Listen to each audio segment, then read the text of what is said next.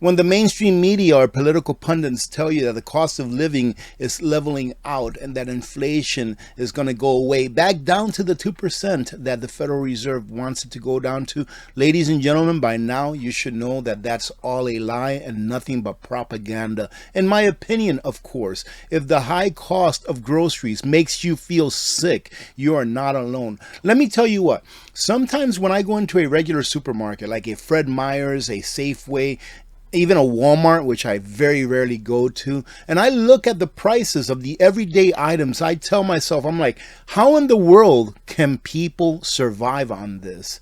You remember that oil that Costco used to sell? It was 2 3-liter bottles of oil. When they first started selling them, at least when they got here to Fairbanks, it was $20, ladies and gentlemen, for 2 of those bottles, $19.99. The last I saw before they took it off of their inventory, it was, I believe, $69.99 or $70.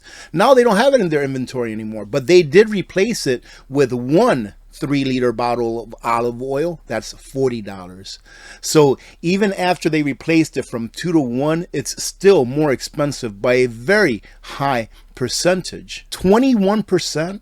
You're being told that 21% is the inflation for food over the last 3 or 4 years.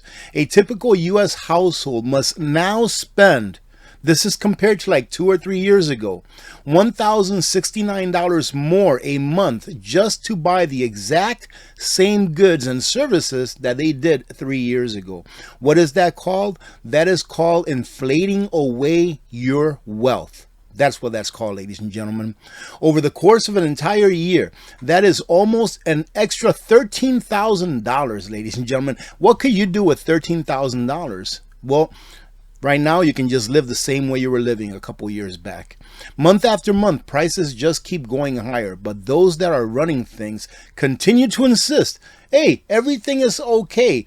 Just keep working your slave jobs, keep transferring your wealth to us so that we can send it to other countries and give it to people who aren't even supposed to be here, and everything's gonna be okay. A recent TikTok video has gone viral showing a user's surprising experience with Walmart's grocery prices. The user explained in his video that he tried to use the reorder all button for an order that he placed 2 years ago, which originally cost only $127, ladies and gentlemen. To his shock, the same order came out to cost about $414. Does that sound like 21% inflation? Absolutely not, because it's not 21% inflation. In 2020, the average U.S. household food expenditure amounted to $610 a month. That sounds pretty reasonable. In 2023, this is 2023, the average U.S. household spends now between $1,047 and $1,576 on groceries per month. But what is it in 2024 compared to this $609? Now, as of March of this year, 2024, the USDA says that a family of 4 on a thrifty plan should be spending about $976 a month.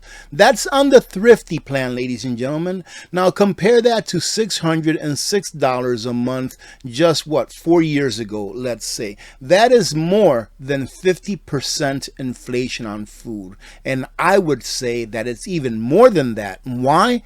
Because this is the USDA telling us. This is the numbers that they are using, not the real numbers that are out there on the streets. And if you're feeling a lot poorer than you were just a few years ago just for food, don't worry, because everyone is feeling it, at least 96% or so of the country. It now takes an annual income of about $186,000 a year for Americans to feel financially secure. What does it mean to feel financially secure? Well, if you're going down the road and you get a flat tire, you're like, oh, thank goodness. Not thank goodness for the flat tire, but thank goodness that I got a couple of $1,000s in savings that I can go take care of this. That way I can make sure I can make it work tomorrow. That's feeling financially secure. What's feeling financially secure? You go to the dentist for a checkup and they're like, hey, you really need to get this done or you're going to lose that tooth.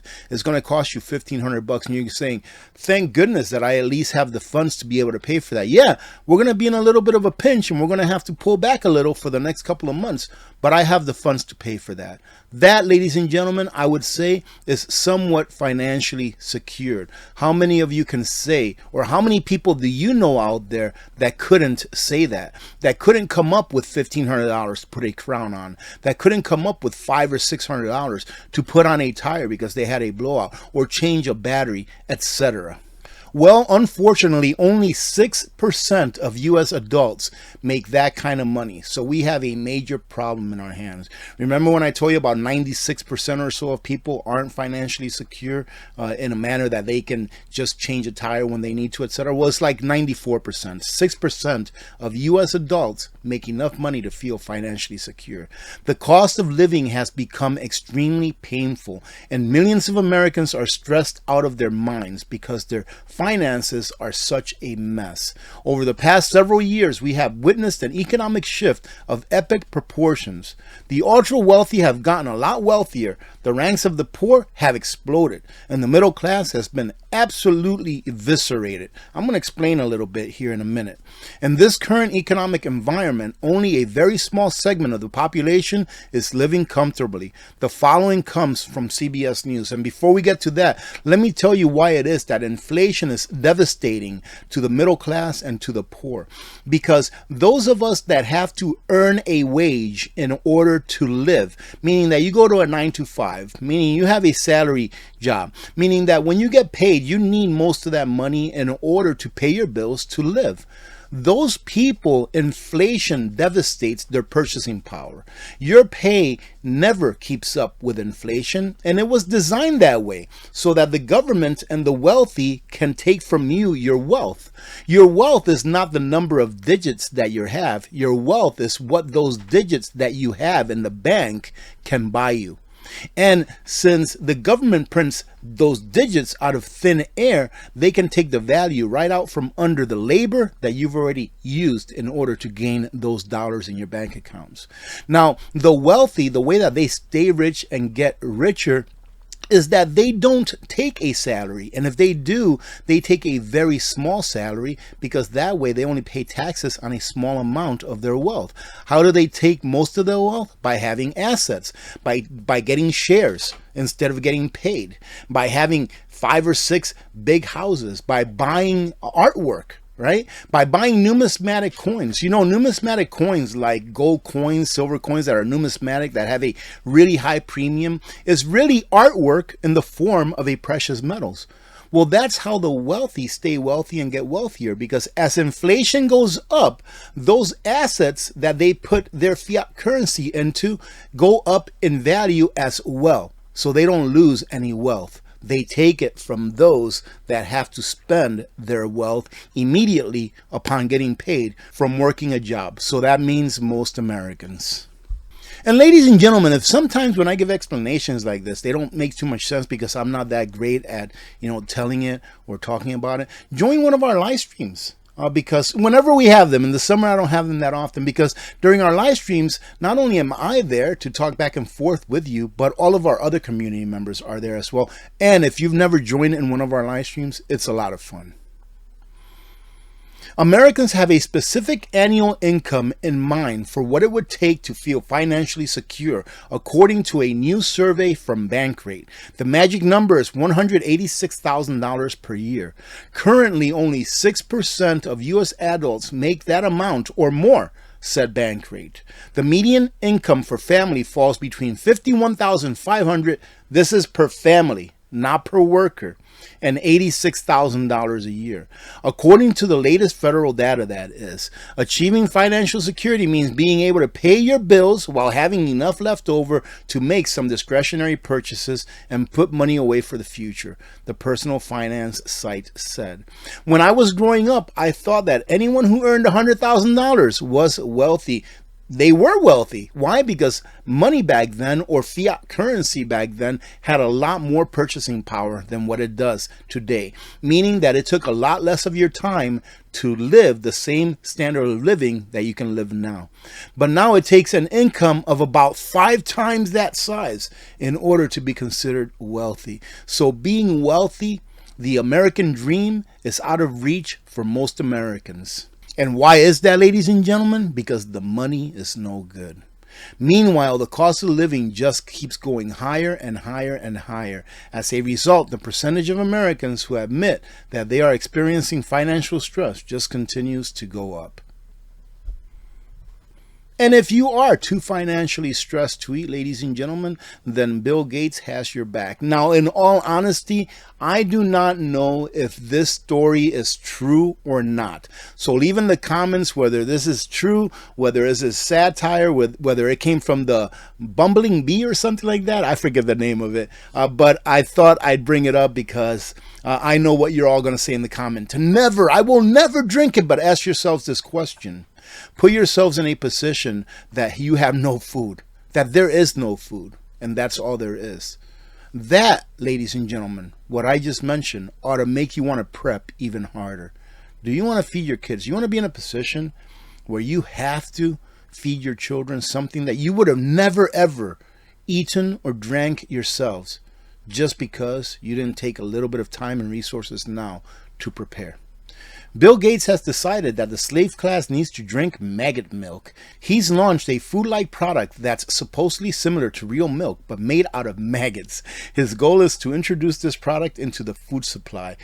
Like I said, ladies and gentlemen, let me know if this is real or not, because, I mean, who would drink this? Who in their right mind would drink this? I'm sure that they can do what they're saying that they can do with this here, make it taste really good and all that kind of stuff, but who would drink this? But then again, as far as saying that maybe this is not real, these are all stories that we've talked about in the past. The World Bank says that red meat eaters will pay for climate change. I think I covered this a while back. Denmark's ruling class will be the first to tax cow farts. Ruling class to the slaves, you will eat bugs. Eat bugs and be happy. EU authorities, approve crickets and mealworms in food. So it's kind of hard to differentiate whether this is true or whether it is not. And I won't get into this too much, ladies and gentlemen, but if this is true right here, this is an abomination of the rule of law. When a government is allowed to get away with something that restricts you from being able to know the truth, then that government is not there for you or for we, the people. It's one of the things that I have a big problem with Donald J. Trump, number 45, is that when he was president, he was able to release the Kennedy papers. You know, the Kennedy papers when he got assassinated back in the 60s, and he didn't. And from an interview that I saw with Judge Napolitano and Gerald Celente, Judge Napolitano told Gerald Celente that he had a meeting with Donald Trump because they've been friends for a long time. And he asked him, why did you not release the papers? And Donald Trump said, well, because I didn't believe that the American people were ready to see it. Now, ladies and gentlemen, I have a big problem with that, because those papers, as far as I'm concerned, even though it occurred before I was born, those papers belong to the American people. And the American people should not be cut short as to saying, you're not ready, you're not adult enough to see this. So a government should always be 100% transparent, and that is why I believe that we are towards the end of this governing era, and that we are going to enter into a new era. So what am I saying? Stay prepared if you're prepared. Continue to prepare, fill in those gaps, help your family and friends get prepared. And if you're not preparing, it's not too late. Start right now. Having said that, I hope that you have a great rest of your day. I'm not sure if this is going to come out on Monday or Sunday, but either way, thank you very much for joining in. God bless every one of you. God bless America. I'm Alaska Prepper. I'm out.